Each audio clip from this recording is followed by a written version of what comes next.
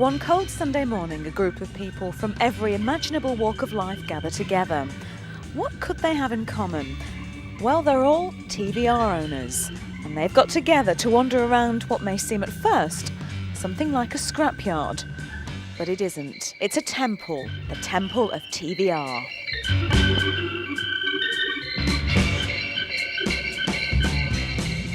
And with sales of around 1,700 a year, TVR owners are rather a rare breed. And so they like to get together once in a while and swap stories and admire each other's paint jobs. And what better place to do it in than the home of these low-down, snarling, performance-packed vehicles? Blackpool.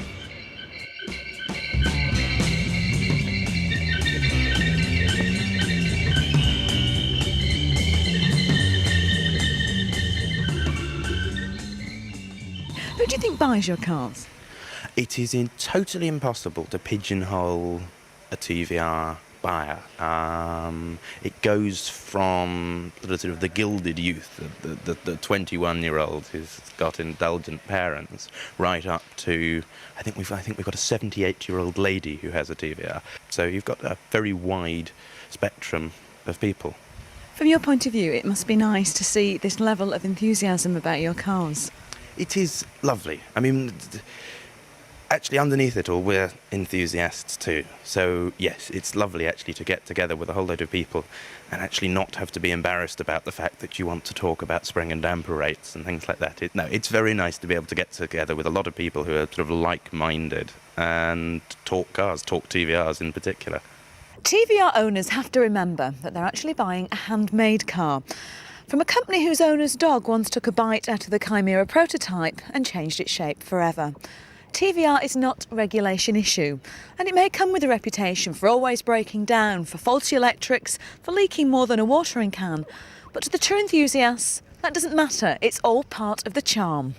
What do you say to people out there that say you're buying an overpriced kit car? Because some people do say that, don't they? I think if you're talking of a TVR of 20, 30 years ago, that might be true, but today it's not. There's probably no difference in reliability if you were to go for something like a BMW or a one-off like a Maserati or whatever. They're a lot cheaper as well. So what about all the sort of stories that float around about the electrics going wrong and they leak? What do you say? You've obviously an owner. What do you agree with that or not? I've had one, and after having a Chimera beforehand, they do have their quirks, but that's the sort of thing you expect when you buy this sort of car. They are unique, they're all different. They're not a production car in as much as there's only about 3 or 4 guys that see the car when it goes down the line rather than 20, 30 robots. So that's what we like when we're buying the car. What do you like about owning a TVR? It's unique. It's a different type of car, you know.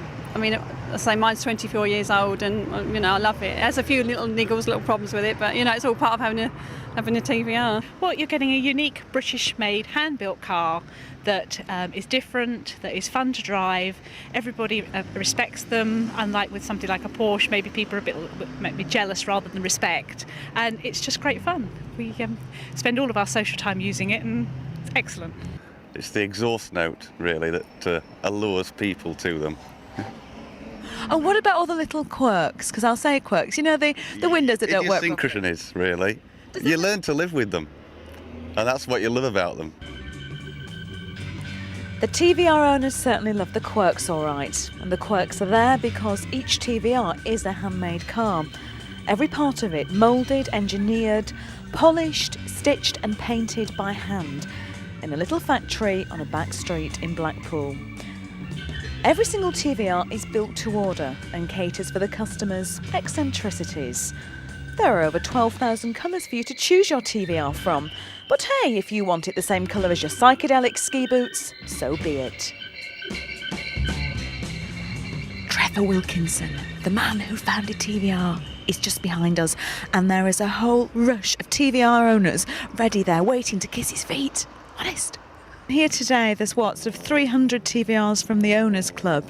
I mean, it's known around the world, the company. And I know you're not directly involved with it anymore, but how does it feel, you know, to come and see all this? Well, it's very impressive.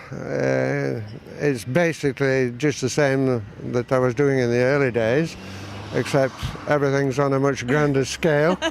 Looking around the factory, do you not want to get in there and have a bit of a tinker? Yes, I would love to, yeah. I'd love to get a pair of overalls on and start again. What do you think of the TVRs that are around now?